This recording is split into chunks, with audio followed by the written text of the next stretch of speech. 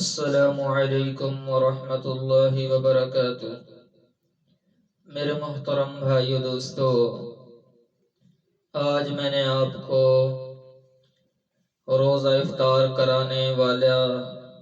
جو ہے اس کو اللہ پاک کتنا ثواب عطا کرتے ہیں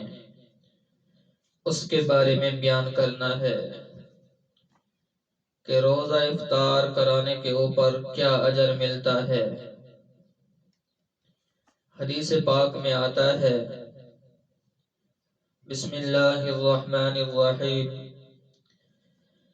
وعن زید بن خالد، حضرت زید بن خالد رضی اللہ تعالی عنہ سے روایت ہے، قال فرمایا کہ قال رسول اللہ صلی اللہ علیہ وسلم، فرمایا نبی کریم صلی اللہ علیہ وسلم نے، من فطر، جس نے افطار کرایا، صائمن، کسی کا روزہ، او جہز غازیا، یا کسی غازی کا سامان تیار کیا، فلہ، پس واسطے اس آدمی کے، مثل اجرہ، مثل اجر اس کے ہے جو روزہ رکھتا ہے یا جو اللہ کے راستے میں نکلتا ہے۔ حضرت زید بن خالد رضی اللہ تعالیٰ عنہ راوی ہیں کہ رسول اللہ صلی اللہ علیہ وسلم نے فرمایا کہ جو شخص روزہ دار کو افطار کراتا ہے، لوگوں کے روزے کھلواتا ہے، تو فرمایا یا کسی غازی کا سامان تیار کرتا ہے، درست کرتا ہے، تو اس کو اسی کے جیسا ثواب ملتا ہے۔ وعن ابن عمر رضی اللہ تعالی عنہ قال، حضرت ابن عمر رضی اللہ تعالی عنہ سے روایت ہے، قال فرمایا، کان النبی صلی اللہ علیہ وسلم، تھے نبی کریم صلی اللہ علیہ وسلم، اذا افطر، فرمایا جس وقت افطار کرتے، قال، فرماتے، ذهب الظمأ، آپ فرماتے کہ پیاس چلی گئی، وابتلت العروق، اور پھر فرماتے کہ رگیں تر ہو گئی، وثبت الاجر، اور آپ فرماتے اجر جو ہے وہ ثابت ہو گیا ہے، انشاءاللہ، اگر اللہ رب العالمین نے چاہا۔ رواہ ابو داود، اس کو روایت کیا ابو داود نے۔ اور یہ رمضان کا پاک مہینہ جو ہے، یہ وہ مہینہ ہے جس میں دولت مند اور مفلس ہر طرح کے مومن کا ظاہری اور معنوی رزق زیادہ کیا جاتا ہے، جس طرح نیکیوں کا اجر بڑھا دیا جاتا ہے، تو اسی طرح فرمایا رزق بھی بڑھا دیا جاتا ہے، تو رب العالمین کی طرف سے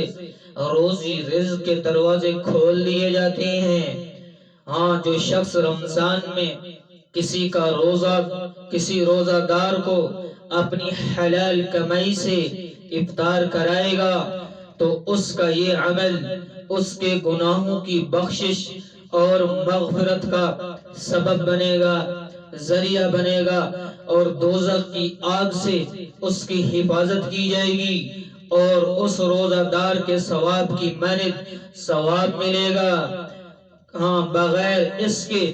کہ روزہ دار کے ثواب میں کوئی کمی نہیں کی جائے گی۔ ہم نے عرض کیا صحابہ کرام کا مجمع ہے، آپ نے فرمایا کہ لوگوں کا جو روزہ افطار کراتا ہے یا کسی غازی کا سامان تیار کرتا ہے، تو اللہ پاک جو ہے جو روزہ افطار کراتا ہے، تو جس نے روزہ رکھا اس کے ثواب کی مانند اللہ پاک اس کو بھی اجر عطا فرمائیں گے، جس نے روزہ کھلوایا ہے پھر آپ نے فرمایا جو کسی غازی جہاد میں جانے والا، اللہ کے راستے میں لڑنے والا، جو اس کا سامان تیار کرتا ہے تو رب العالمین اس کو بھی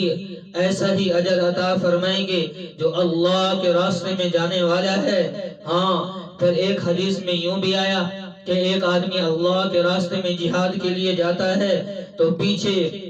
اس کا بھائی جو ہے اس کے گھر کی نگرانی کرتا ہے، اس کے مال کی حفاظت کرتا ہے، تو اللہ رب العالمین اس آدمی کو بھی اس کے ساتھ ثواب میں شریک کر دیتے ہیں۔ تو یہی آپ نے فرمایا، ہاں آپ نے فرمایا کہ روزہ افطار کرایا کرو، اس سے اجر ملے گا، تمہارے لیے جنت کے فیصلے ہوں گے اور دوزخ سے تمہیں بچا لیا جائے گا۔ تو آج ہمارے ہاں یہ شوق ختم ہو گیا ہے کہ ہم خود تو اچھی اچھی چیزیں گھر کے اندر لاتے ہیں اور کھاتے ہیں، ہمسائے روزہ دار جو پانی کے ساتھ افطار کرتے ہیں، تو یاد رکھنا تو اس کا اللہ پاک ہم سے حساب لیں گے۔ تو ہمسایوں کی بھی خبر گیری کی جائے اور مساجد میں روزہ افطار کرایا جائے تو یہ کمانے کا مہینہ ہے، تو اس سے غافل مت ہوں۔ آج ہر آدمی خود کھانے کے چکر میں ہے، دوسروں کی فکر نہیں ہے۔